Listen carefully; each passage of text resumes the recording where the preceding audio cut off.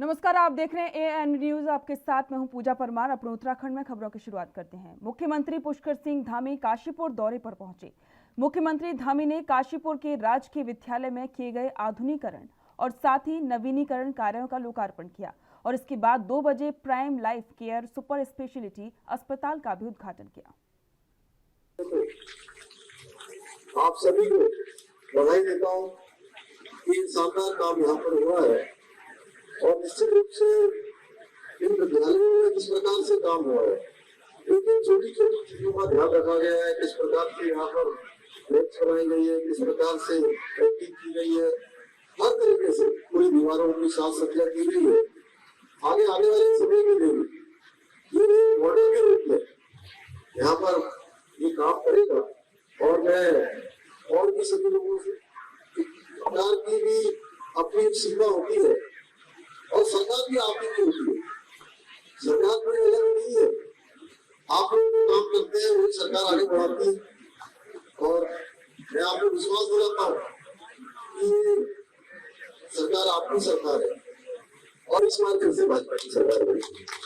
और मैं कहता हूँ आप लोगों से कि आप सबके आशीर्वाद से इस बार भाजपा सरकार बनी है, अब बार बार भाजपा की सरकार बनेगी, क्योंकि हम लोगों ने संकल्प किया है कि हमारे देश के यशस्वी प्रधानमंत्री नरेंद्र मोदी जी के नेतृत्व में हम लोग प्राणों से काम करेंगे और जो भी संकल्प हमने लिए हैं उन सारे संकल्पों को पूरा करेंगे, चाहे वो शिक्षा के क्षेत्र में हो, चाहे चिकित्सा के क्षेत्र में हो, चाहे उद्यान के क्षेत्र में हो, चाहे उद्योग के क्षेत्र में हो, हर क्षेत्र में हम एक करके काम को आगे बढ़ा रहे हैं।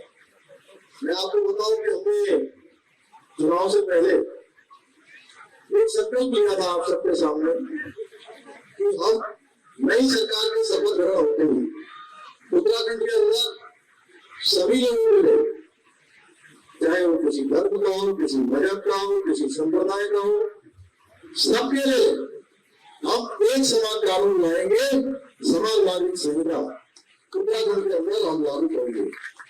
और उनके पास आता है तो उसका सरलीकरण कैसे होगा, कैसे उसकी प्रक्रिया को सरल बनाया जाएगा, कैसे उसका रास्ता निकाला जाएगा, कैसे उसका समाधान किया जाएगा, कैसा निस्तारण किया जाएगा, एक वर्ग प्रचार हम उत्तराखंड के अंदर लाना चाहते हैं। भ्रष्टाचार को हम पूरी तरह से समाप्त करना चाहते हैं। छोटे छोटे दफ्तरों में तमाम जगह पर शिकायतें मिलती है, तमाम जगह पर कहीं नक्शा पास करवाना है, कहीं पर कोई रजिस्ट्री करवानी है, कोई अन्य प्रकार का काम करवाना है, तो बहुत सारी जगह पर हमने उसके लिए कहा है हम बिल्कुल एक पारदर्शी सरकार, जो जनता की सरकार होगी उस सरकार के रूप में काम करेंगे।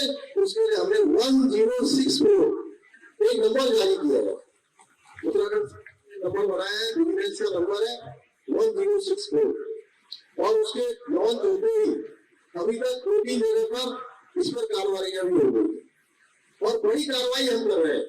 शिकायत करने वाले का नाम भी गोपनीय रखा जाएगा। ये नहीं कि आपने शिकायत करी और आपको बता दें कि मतलब वहां तक पहुंच गया कि आपने शिकायत करी है। वो पूरी गोपनीयता के साथ काम करेंगे, गोपनीय रूप से मैं सीधे वहां पर कार्रवाई होगी।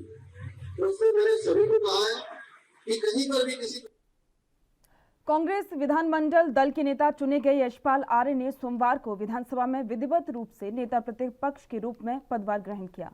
इस दौरान पूर्व मुख्यमंत्री हरीश रावत के अलावा विधायक मौजूद रहे। आपको बता दें कि रविवार को उत्तराखंड कांग्रेस कमेटी के नवनियुक्त प्रदेश अध्यक्ष करण महारा ने पदभार ग्रहण कर लिया था। पार्टी में एकता के तमाम दावों के बाद भी स्वागत समारोह में 19 में से 11 विधायक ही शामिल नहीं हुए थे और इसकी सियासी गलियारों में खूब चर्चा भी हो रही है। बताया जा रहा है कि चक्राता विधायक प्रीतम सिंह उनके क्षेत्र में हुए एक सड़क हादसे की वजह से वहां पर नहीं पहुंच पाए थे और जबकि भगवानपुर विधायक ममता राकेश रुड़की में हुए बवाल के चलते वहां पर व्यस्त थी। लेकिन अन्य विधायक इतने महत्वपूर्ण कार्यक्रम में क्यों उपस्थित रहे और इसको लेकर आपको बता दें कि बहुत ज्यादा सियासत उत्तराखंड में अभी चल रही है।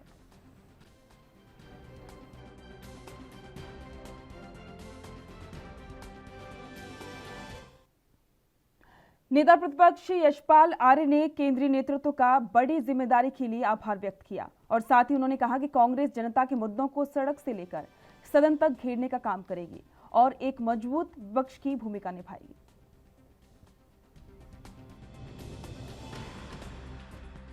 के अनुरूप कार्य उनकी सरकारी नौकरियों का प्रश्न है, वो आज भी लंबित पड़े हुए हैं माननीय राज्यपाल जी के पास।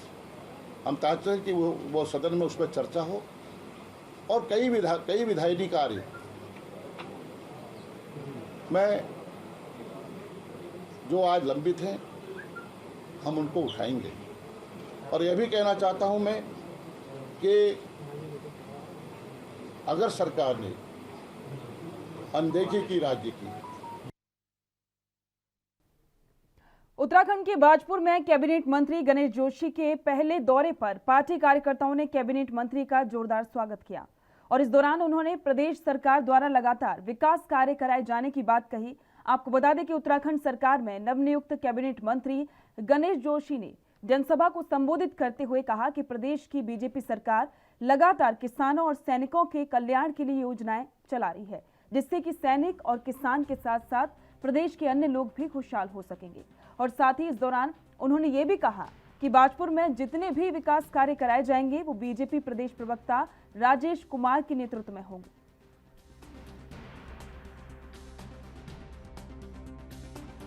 प्रदेश की महान जनता का आभार व्यक्त करता हूं कि भारतीय जनता पार्टी को पूर्ण बहुमत दिया, 47 विधायक बनाकर सेवा करने का मौका दिया और आज हमारी कमान एक युवा नेतृत्व, एक सैनिक के बेटे के हाथ में। और आज मेरे जैसा एक सैनिक और जो किसान भी है, उनकी सरकार में कृषि मंत्री और सैनिक कल्याण मंत्री है। और सौभाग्य से इस क्षेत्र में जहां भारी मात्रा में सैनिक भी रहते हैं, ये किसानों की धरती है। पूरे प्रदेश के अंदर सबसे ज़्यादा अगर खेती होती है तो इस क्षेत्र में होती है। मैं आज अपने लोगों के बीच में आया हूं, मैंने उनको विश्वास दिलाया है कि मोदी जी का जो नारा है कि किसानों की आय दुगनी होनी चाहिए। उत्तराखंड सरकार ने लालकुआ इंटर कॉलेज में स्वास्थ्य मेले का आयोजन किया, जिसमें क्षेत्रीय विधायक डॉक्टर मोहन बिष्ट, नैनीताल डीएम धीरज गर्ब्याल के साथ ही जिले के अधिकारी भी पहुंचे, जिन्होंने इस मेले का उद्घाटन भी किया। मेले में कई विभाग के स्टॉल भी लगाए गए थे, जिसमें स्वास्थ्य विभाग, समाज कल्याण, बाल विकास जैसे 2 दर्जन से ज्यादा स्टॉल लगाए गए थे और क्षेत्र की जनता ने बढ़ चढ़कर इसमें भाग लिया। डॉक्टर मोहन बिष्ट ने कहा कि आगे भी मेले के आयोजन किए जाएंगे, जिससे कि जनता को लाभ मिल सके और जानकारी मिल सकेगी और साथ ही क्षेत्र में विकास कार्य भी तेजी से हो सकेंगे। और इसी के साथ उन्होंने कहा कि जो अस्पताल का काम अभी तक पूरा नहीं हुआ है, उन अस्पतालों का काम भी जल्द ही पूरा किया जाएगा।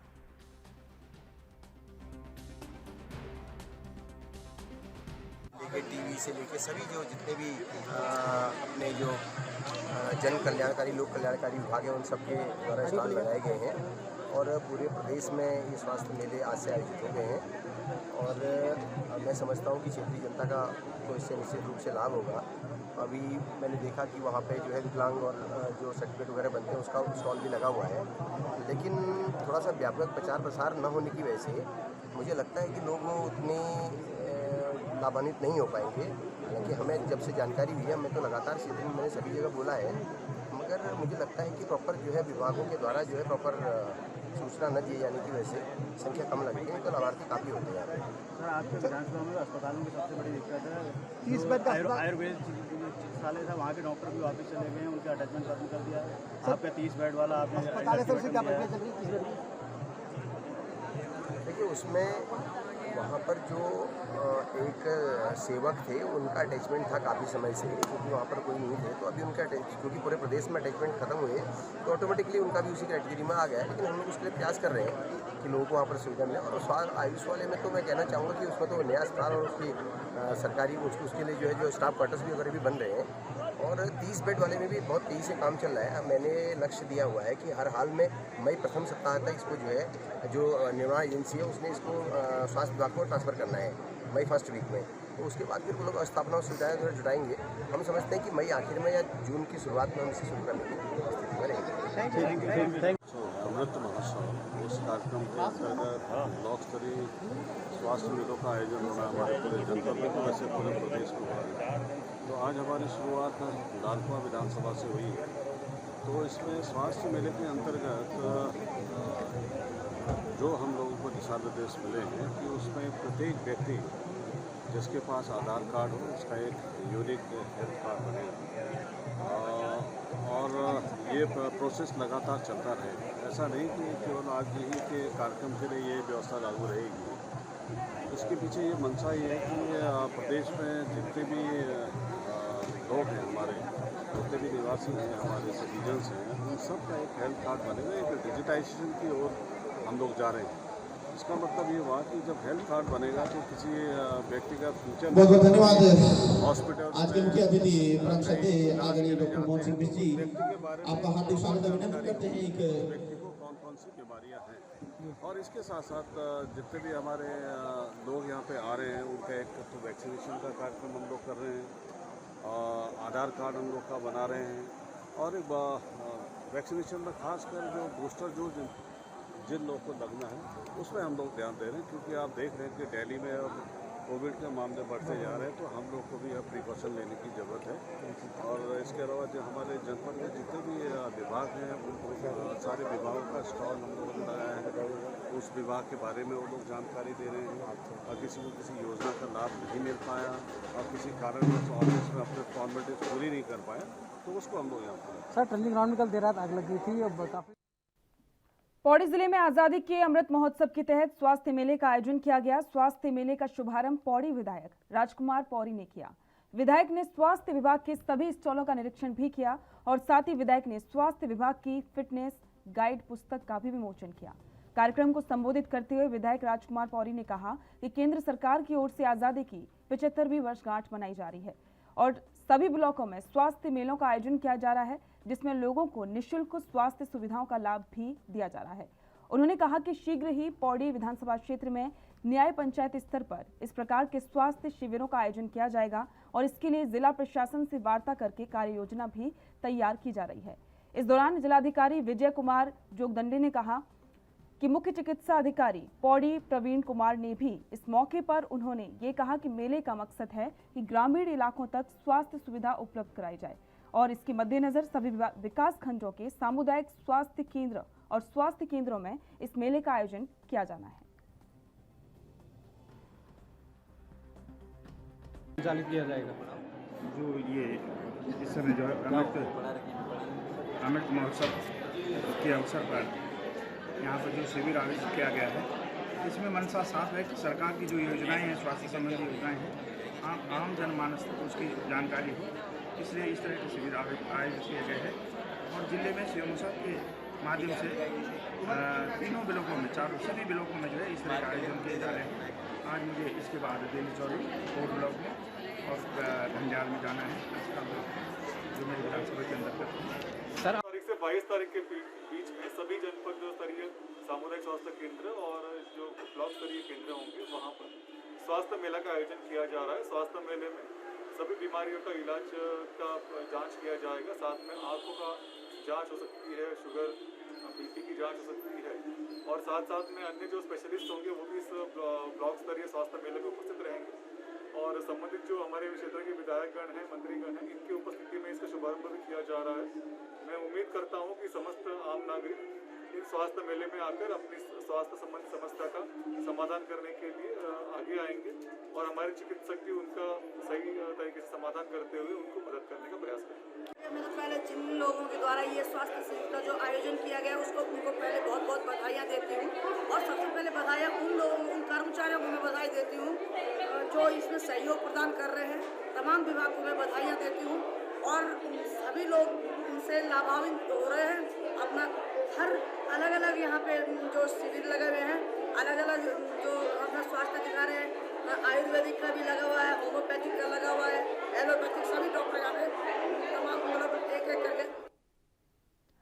पौड़ी के जंगलों में लगी आग धीरे धीरे फैलती जा रही है। श्रीनगर के जंगल में लगी आग बेकाबू हो गई है। अब आग आवासीय बस्तियों की तरफ भी रुख करने लगी है, जिससे कि स्थानीय लोग भयभीत हैं। वहीं मेडिकल कॉलेज की तरफ भी आग बढ़ चुकी है और दूसरी तरफ नयालगढ़ में भी आग बढ़ती जा रही है। श्रीनगर में जंगल की आग से 3 हेक्टेयर वन संपदा जलकर राख हो गई है और वहीं रेंजर प्रमोद रावत ने बताया कि 6 वन कर्मी आग बुझाने में लगे हुए हैं, जबकि न्यायगढ़ में भी 8 कर्मियों को आग बुझाने के लिए लगा लिया है। आग पर जल्द से जल्द काबू पाने का प्रयास किया जा रहा है।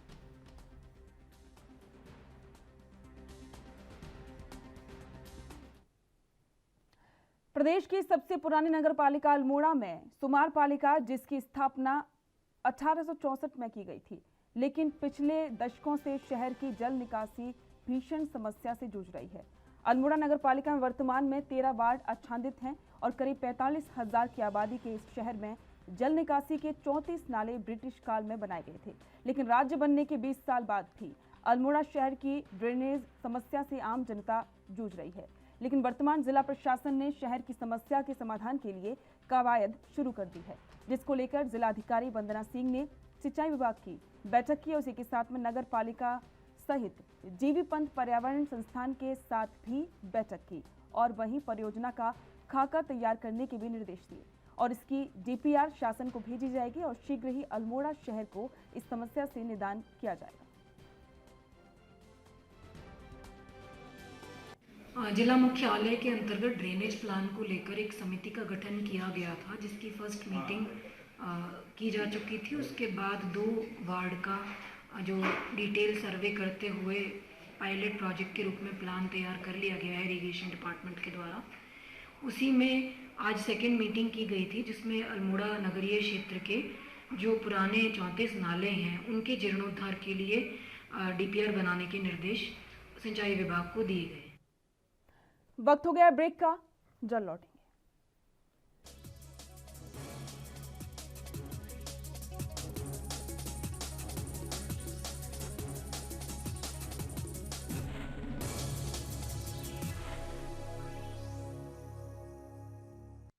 ब्रेक के बाद स्वागत है, बढ़ते हैं अगली खबर की ओर।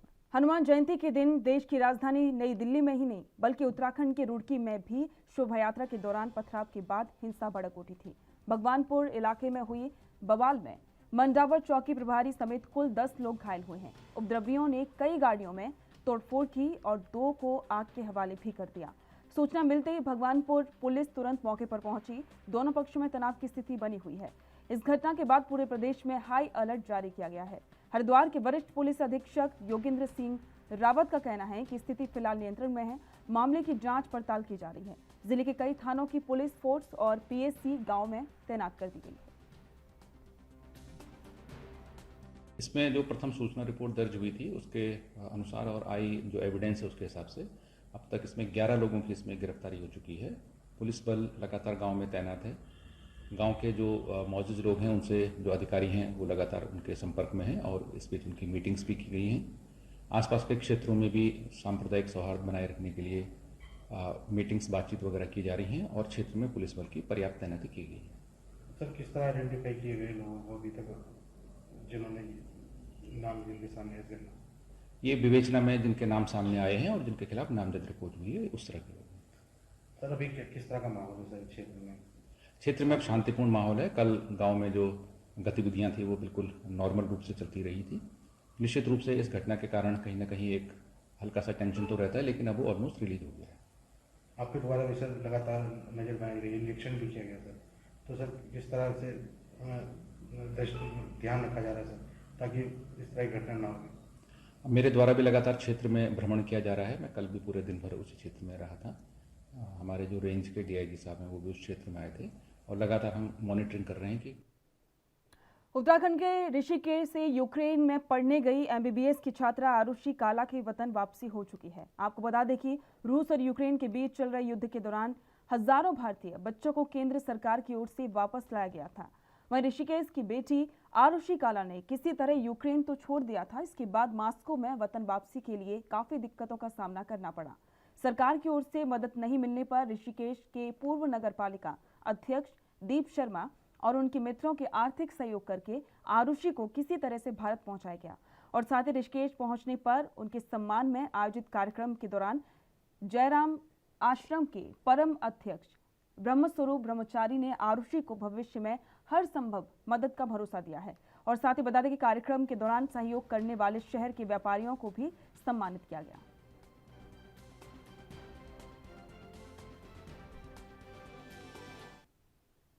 आपको बता दें कि मुखबिर की सूचना पर पुलिस ने 20 बीघा क्षेत्र से 23 पेटी शराब एक कार से पकड़ी है।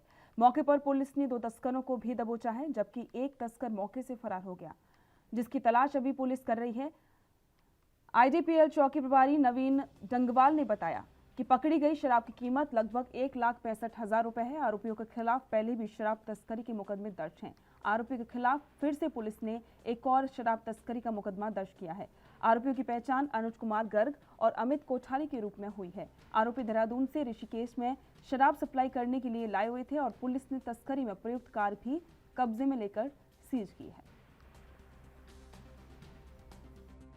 लगातार नशे के विरुद्ध कार्रवाई करने के लिए टीमें गठित की गई हैं। कल जो टीम हमारी लगी थी उसके द्वारा एक मारुति कार में करीब 860 पौवे इंग्लिश शराब के बरामद किए हैं। 2 व्यक्तियों को मौके पर गिरफ्तार किया है। एक अभियुक्त मौके से भागने में फरार होने में सफल रहा है। इनके विरुद्ध पहले भी कई मुकदमे हैं और इनके विरुद्ध और भी कई कड़ी कार्रवाई करने की कार्रवाई कर चुकी है। किसका माल है ये? ये मेरा रवि गुप्ता का। कैसे पहुंचा है यहाँ सर? हम देहरादून से लेके आए थे यहाँ पे। कितनी पेटी? 23 पेटी है। 23 पेटी। उत्तराखंड के ऋषिकेश में पिछले दिनों लक्ष्मण झूला पुल का मुख्य तार टूटने की खबर जहां पर अंतर्राष्ट्रीय मीडिया में छाई हुई है, वहीं शनिवार और रविवार को पर्यटकों की भारी संख्या में ऋषिकेश पहुंचने और लक्ष्मण झूला पुल पर पर्यटकों के आने से एक बार फिर से स्थानीय प्रशासन की माथे पर चिंता की लकीरें खींचती हैं।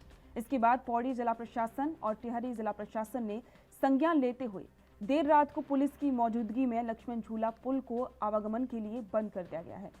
पुलिस के दोनों ओर से लोहे के गेट लगाकर पुल को पूरी तरह से लोगों की आवाजाही के लिए बंद कर दिया गया है। इसके साथ ही लक्ष्मण झूला पुल में दोनों किनारों की तरफ पुलिस बल तैनात भी किया गया है। गौरतलब है कि जुलाई 2019 को मुख्य सचिव उत्तराखंड सरकार के आदेश पर पौड़ी प्रशासन और टिहरी प्रशासन द्वारा लक्ष्मण झूला पुल को बंद कर दिया गया था, लेकिन राजनीतिक दबाव के चलते पुल का आवागमन दोबारा से शुरू किया गया था और पिछले 3 दिनों से भारी संख्या में पर्यटकों के लक्ष्मण झूला पुल पर पहुंचने से पुल पर काफी ज्यादा दबाव बन रहा था और दुर्घटना की भी आशंका बनी हुई थी। और इसी को देखते हुए पौड़ी जिला प्रशासन और टिहरी जिला प्रशासन ने यह फैसला किया।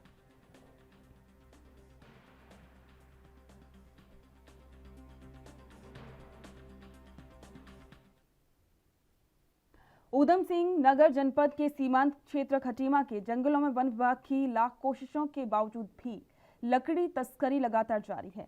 वन विभाग द्वारा लकड़ी तस्करों पर अंकुश लगाने के लिए लगातार कार्रवाई की जा रही है और आज खटीमा वन रेंज की टीम ने पीलीभीत रोड पर मुखबिर की सूचना पर सागौन की बेशकीमती लकड़ी से भरी एक गाड़ी को पकड़ा है। गाड़ी में ड्राइवर सहित 2 अन्य लकड़ी तस्कर भी सवार थे, जो मौके से फरार होने में कामयाब रहे।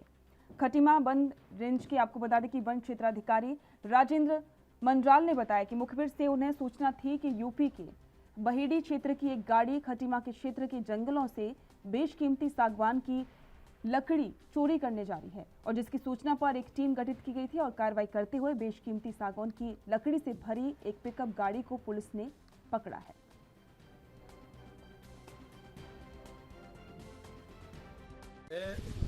साढ़े 9 बजे सूचना मिली कि ये कोई गाड़ी जो बहेड़ी की आई है यहाँ हमारे खटीमा वन क्षेत्र के अंदर में, वो गाड़ी जो है सागौन ले जाएगी।